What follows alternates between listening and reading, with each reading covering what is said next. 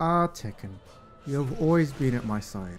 A true mentor, a guiding moonlight in a sense. Katsuhiro Harada's fighting franchise is the only one to ever really stuck with me. Part of it has to do with the fact that Tekken 3 was the first fighter I really played, but it also just struck a nice balance of composure and ridiculousness. The series has never really stopped with this trend, and while it has teetered on either side to varying degrees, the end result always felt like Tekken. So with that in mind, let's talk about Tekken 8.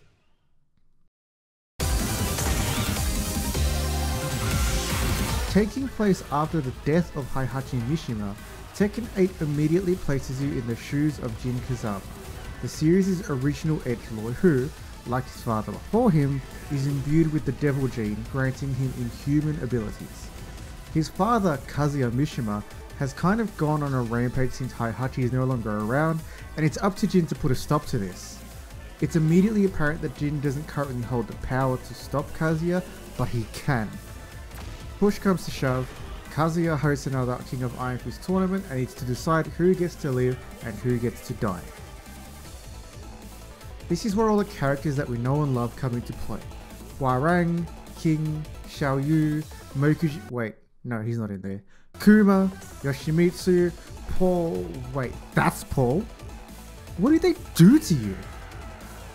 The murdering of Paul aside, the game wastes no time getting reacquainted with familiar faces. Pacing of the story, as usual, is a mile a minute, and it still manages to strike that excellent balance of tonally serious storytelling and bizarre nonsensical brilliance that comes out of left field. It's like watching a shonen anime, evocative yet stupid. If it were any more dumb and contrived, I would swear it was a Final Fantasy story.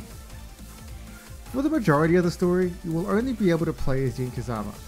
Great for fans of his moveset, potential nightmare fuel for people who aren't, like me.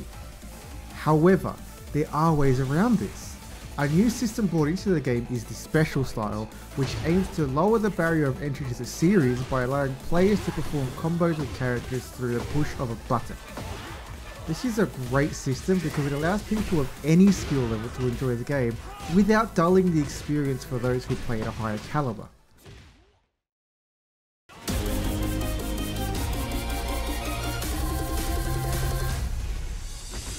After finishing the story, I realised there was still more on offer here for someone who prefers to play by themselves offline.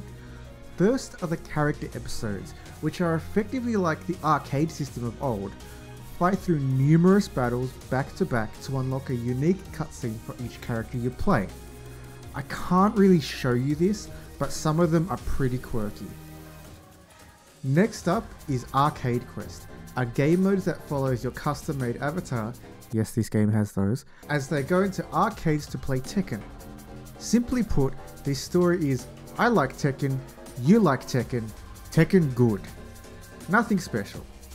However, what is cool about this mode is how it slowly introduces Tekken's various nuanced mechanics to players who might not be aware of them. Things like power crushes, and how to actually use juggles / aerial attacks and more. If you've always wanted to learn the ins and outs of Tekken, this might be the mode for you. Unsurprisingly though, Tekken 8 feels great to play.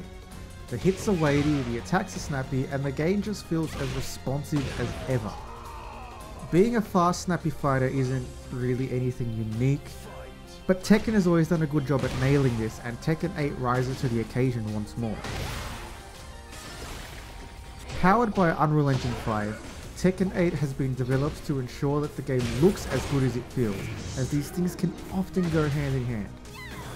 This isn't to say that graphics are solely determined by what engine is used, that's not how engines work, but the advanced graphical technology found within Unreal Engine 5 has done a great job at enhancing the overall experience.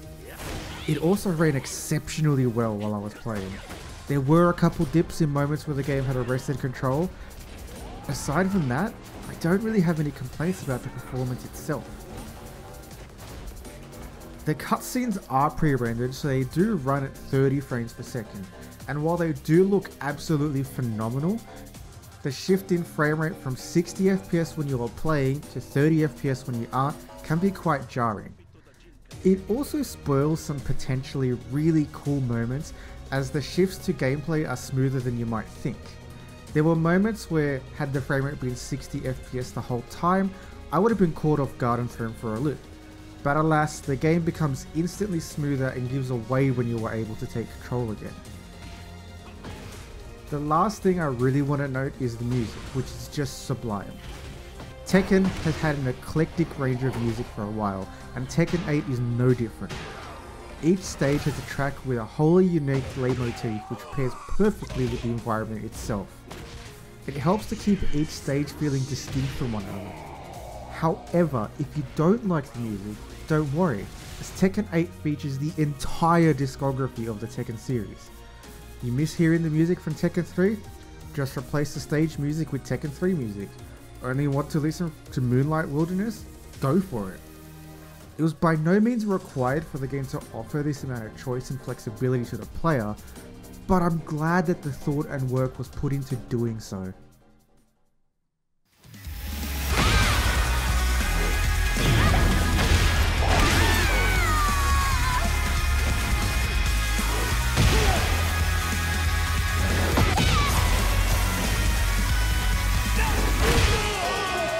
Tekken 8 is exactly what I wanted it to be.